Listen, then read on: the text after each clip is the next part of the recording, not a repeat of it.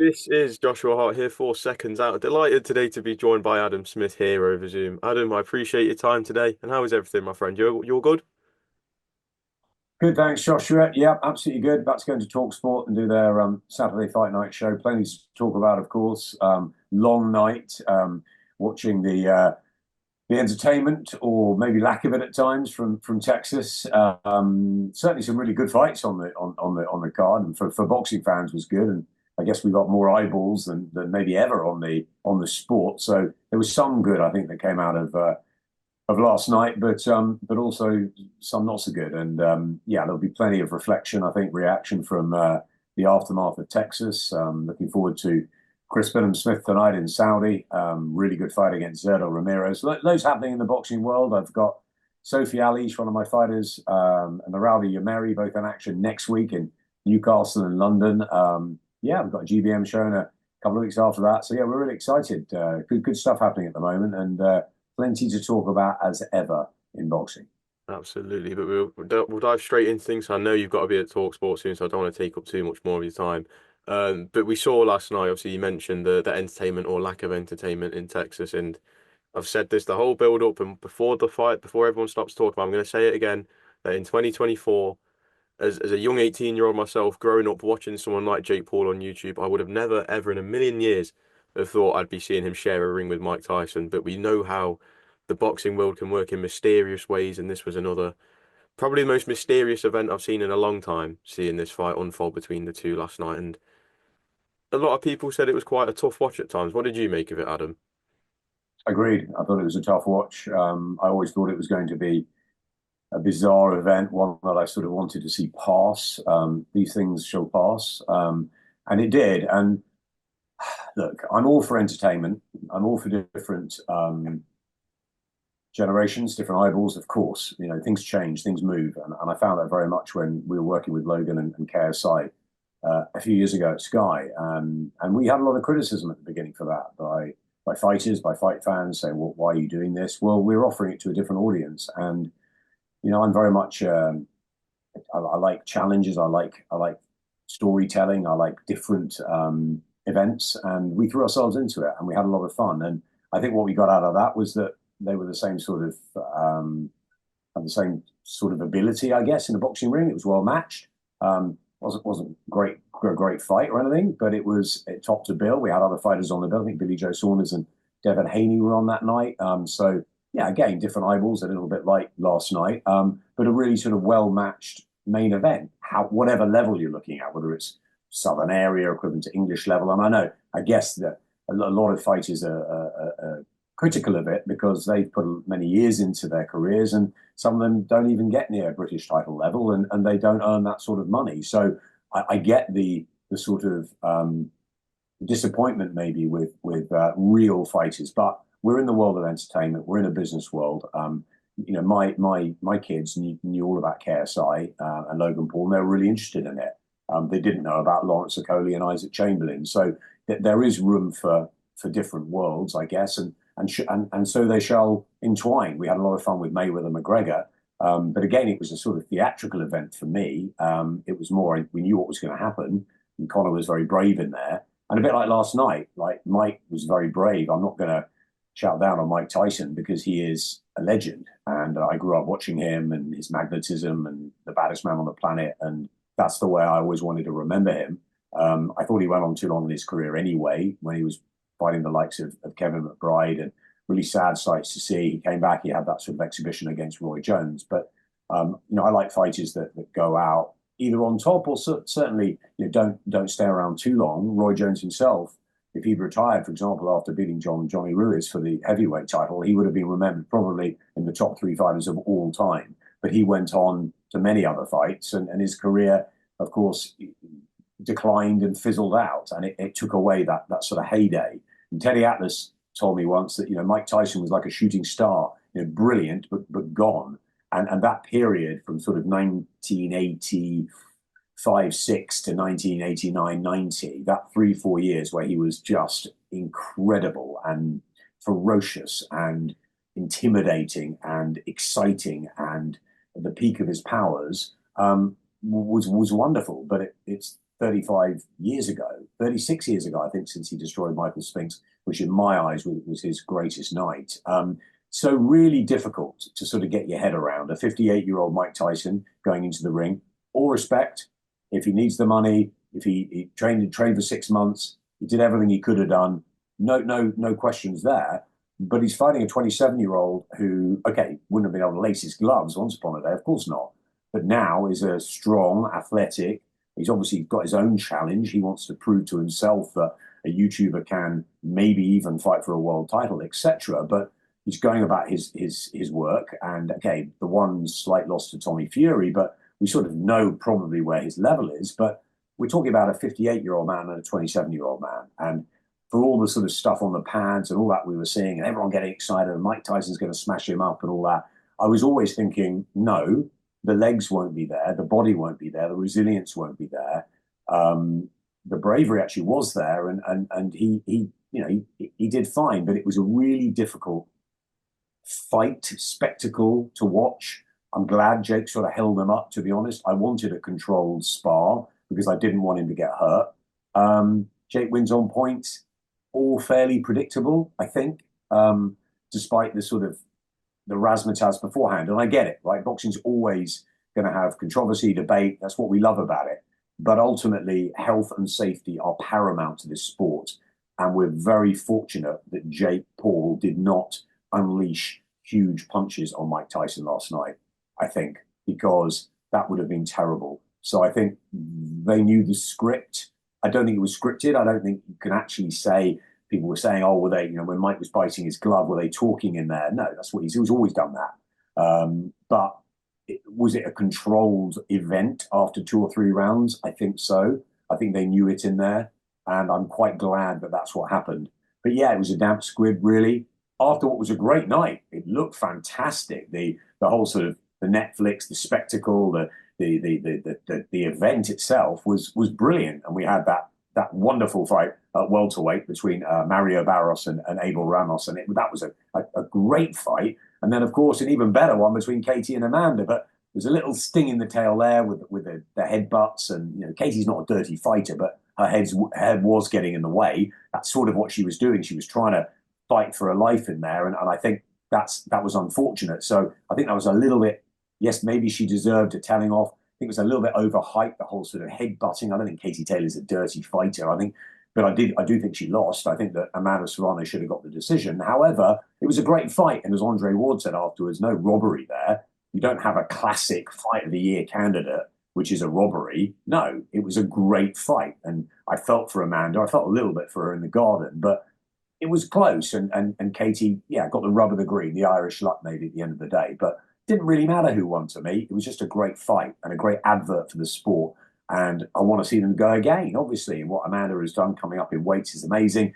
Katie is just a complete legend of the sport, pioneer. No one will ever be able to touch what Katie Taylor's done.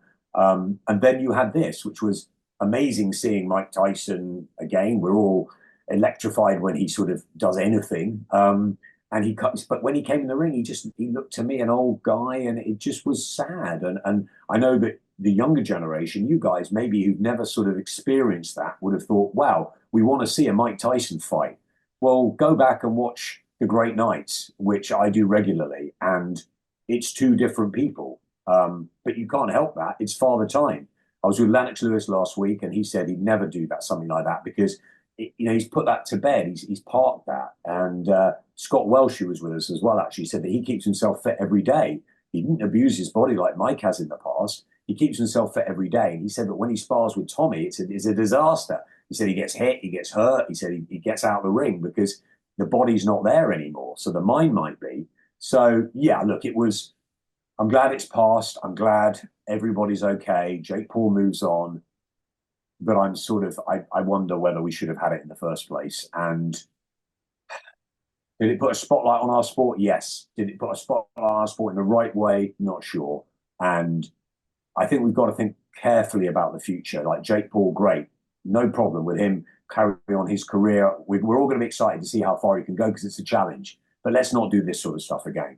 There was something cynical about this. And okay, they both got well paid. They made a lot of money. Great. It's business. And Mike Tyson went for a 6-month training camp and did his very best.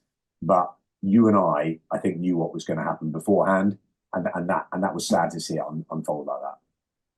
Just obviously looking at the event itself as a whole, obviously one thing I was going to mention was the people saying we might see the old Mike Tyson, but like you mentioned, this is a Mike Tyson that, okay, while he was in phenomenal shape, had come off of years of abusing his body with drugs, alcohol, and having to overcome real addiction. But looking at the event itself, do you feel that main event and the thoughts and feelings that have been left around the box building, a lot of people saying it has been a really sad watch and it was really tough to see. Do you feel that takes a lot of the light away from the likes of Katie Taylor and Amanda Serrano, who, okay, they got very well paid, but they're not going to get the attention you deserve for a fight that was as good as what that fight was? Yeah, and as I said, I've got huge amounts of respect for Mike Tyson doing this and setting that challenge at 58. But it was a really difficult watch. It was a difficult watch for you, for me. It's 5 in the morning and you're tired anyway, and it was boring. And and to say that about boxing, it was almost like you just wanted it over.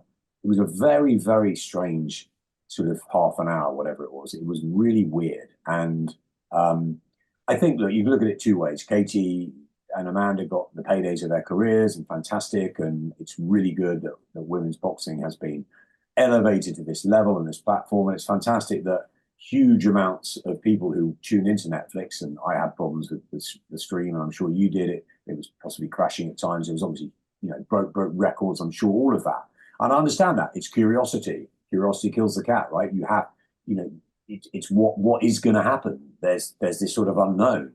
But I think looking back, we can all see it wasn't really unknown. It was very known what was going to happen. So there's two ways of looking at it. One, they got a lot of limelight, as in a lot of people watched it. A lot of people would have tuned in because it was late, the Tyson fights. A lot of people would have seen the Casey Taylor fight, which is great because there would have been a new audience for that. And I think then they would have seen what boxing was really all about. And again, the welterweight fight as well, which was really good. So you've got two good fights, fantastic fights. So it's good that they've got the theatre of people watching. But of course, the night will be remembered for how sad it was that we had to watch one of the greats of all time, one of the most exciting fighters we've ever seen, the baddest man on the planet. Big Mo's huge introduction. It was unbelievable. The show was phenomenal. Loved the show. Unfortunately, the fight, and you don't know what happens when the bell goes. I always used to say at Sky to my team, all the build up is great, whatever, and you put all the work in, but once the bell goes, it's up to the fighters themselves. And I've got respect for every single fighter that gets in that ring, no matter how old they are, how young they are, how good they are. They get in the ring. They're a lot braver than I am, and they're there for our entertainment, and they're putting their lives on the line. But maybe, people were worried. Scott Welsh said to me, it's dangerous, this, and if Jake Paul lands a huge right hand on him, then what is his resilience going to be like? What is his resistance, his punch, what his body? Unfortunately, that didn't happen. And he admitted it afterwards, Jake. He said, I sort of, held him up, went easy because he didn't want to hurt the legend.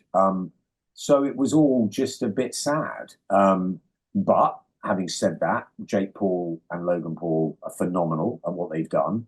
I have incredible respect for the fact that they've chosen boxing. They're creators. They work really hard to get where they have. They're making a lot of money. They're putting eyeballs on. They've got, what's Jake and Logan got 27 million followers each on Instagram. I think it's a competition between the brothers. Did I like Logan against Floyd Mayweather? Not really. Did I like Logan against KSI? Yeah. Did I like KSI against Tommy Fury? Yeah. Because it's a sort of level playing field. And I don't mind that. Got no problem with that. And they make as much money as they can make, as do my fighters at Summit, who are small hall fighters, or they're trying to get onto the bigger platform.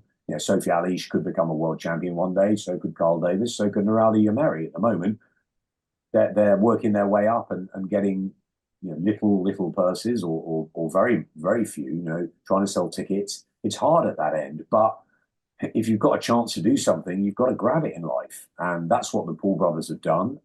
So I've got absolutely no problem with any of that. I just didn't like what I saw for the 8 rounds, the 8 2-minute rounds, 2-minute rounds as well. It was 14-ounce gloves. It's not Mike Tyson. Um, that's the sad bit. Watch him when he was with Customato. Watch him when he was coming up through the ranks. Watch him when he fought Bruno twice. Watch the Michael Spinks fight. Watch the Carl the Duke Williams fight. Watch him when he destroyed Pinkman Thomas with about a 25 punch combination. I mean, that's the Mike Tyson that I will always look up to and remember. And it just was a bit sad. Just my last few.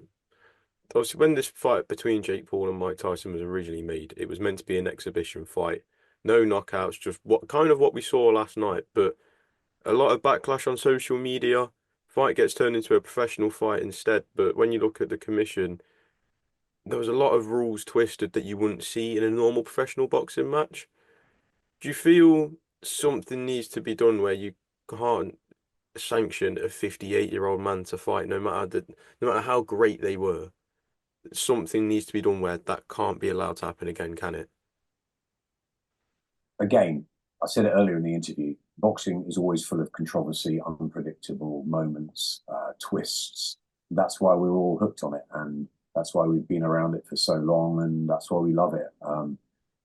But for me, the fighters are the most important. You know, I was there when James Murray lost his life. I was there when Paul Ingle had that terrible injury, Spencer Oliver. I was there. It happens in front of me, and it leaves you with a lot of question marks because these are sportsmen and women that are getting it and putting their lives on the line. It's the hardest sport in the world, and we have to have the best safety measures. And I think the British board have done a huge amount since Michael Watson, since Spencer Oliver. I think it's much safer than it ever was. But it's still dangerous. You still got two guys punching each other or two women punching each other. It doesn't matter. It's they've got to be fair matches. I think that's key. You know, sometimes you see just complete mismatches, and that's horrible in boxing. As fair matches as you can make, which is why at a much lower level, our GBN shows, we try and make 50-50 or 55-45 fights where both guys or both women have got a real chance in it. The fans then don't really know what to expect. The fighters have got to work hard, and you see them at, really, really 100%. And I think that when you've got a 27-year-old and a 58-year-old, 31-year gap, it's just nonsense. And if it is actually, if you went back and said it's an exhibition, it's just a bit of fun, whatever, but to try and turn it into a professional fight, and then, as you say, make it 2-minute rounds, 14-ounce gloves, just change it all.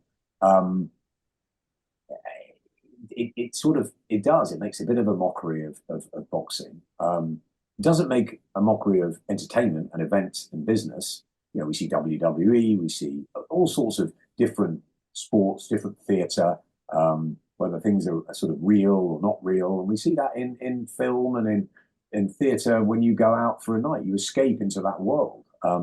So I get it that people are going to watch because they're fascinated or intrigued. And yeah, my casual sports friends have no idea that Chris Billam-Smith or who Chris Billam-Smith is fighting tonight in a much more important fight in our world in boxing.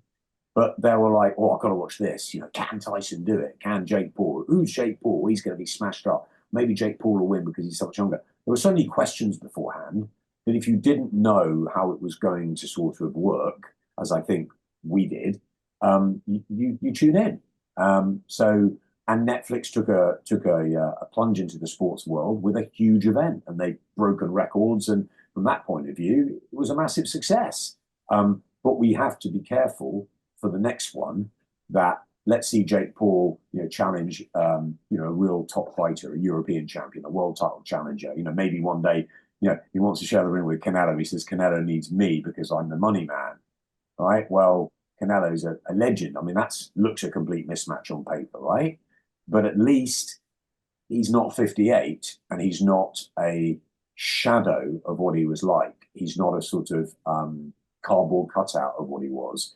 And while I have full respect for Mike Tyson going for a 6-month training camp and doing everything he can, the mind might want to do it, but the body doesn't. So the commissions all around the world have got to look at that and say, there are rules for a reason.